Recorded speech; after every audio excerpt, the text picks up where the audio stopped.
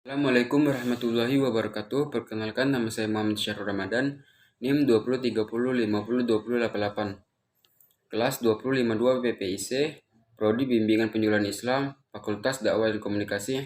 Baiklah, untuk mempersingkat waktu, pada kesempatan kali ini saya akan menjelaskan tentang pengertian pendekatan behavior.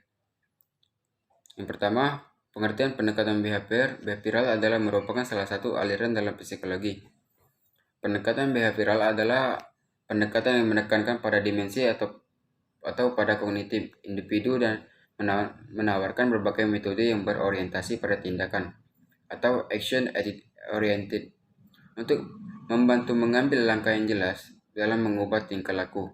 Komalasari 2011. Sedangkan menurut Baraja, pendekatan behavioral memandang bahwa masalah yang dihadapi individu dikarenakan individu salah dalam membuat keputusan atau mengambil sikap untuk melakukan suatu tindakan.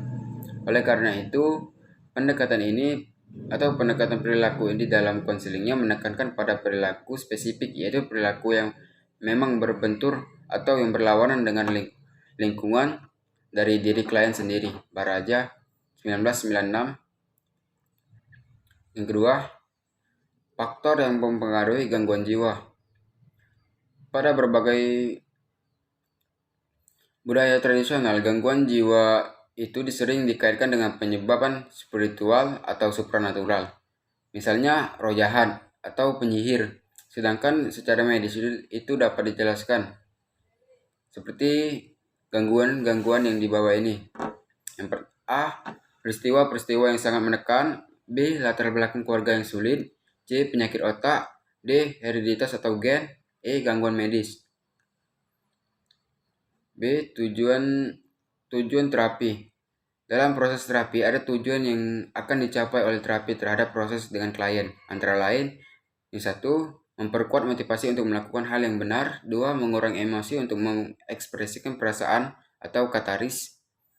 Klien diajak mengalami kembali, bukan membicarakan saja. 3. Mengembangkan potensi. 4. Mengubah kebiasaan. 5. Mengubah struktur kognitif.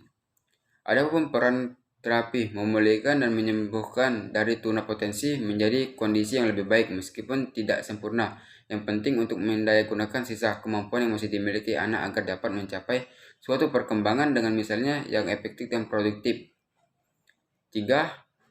Penerapan teknik-teknik terapeutik. Teknik-teknik spesifik yang beragam bisa digunakan secara sistematik dan hasilnya bisa dievaluasi. Teknik-teknik ini bisa digunakan jika bisa saatnya tepat untuk menggunakannya, dan banyak diantaranya bisa dimasukkan dalam praktek psikoterapi yang berlandaskan model-model lain. Para psikolog juga tidak selalu menggunakan metode yang sama. Untuk setiap jenis terapi dalam psikologi yang mereka gunakan masing-masing akan mempunyai pilihan sendiri. Tahap metode yang mereka gunakan beberapa metode atau macam-macam terapi dalam psikolog. Prosedur psikoterapi. Terapi bersifat kontrak upaya dan bukan kontrak hasil, yang artinya klien dan terapis sama-sama berupaya untuk maksimalkan untuk mencapai pencapaian positif yang dikehendaki oleh klien. Untuk itu, klien diminta terbuka mengenai permasalahannya untuk mempermudah menemukan akar masalah yang dihadapi klien. Klien akan terapi wajib membaca aturan standar terapi yang mengisi formulir data diri yang di dalamnya termasuk mengisi keluhan dan permasalahan klien. Formulir ini bersifat rahasia.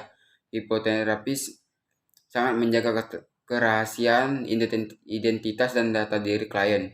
Hal ini untuk menjaga kenyamanan klien agar tidak trauma apabila masalah klien berhubungan dengan orang lain, orang terdekat, atau keluarga. Terima kasih. Lebih dan kurangnya saya mohon maaf. Terima kasih telah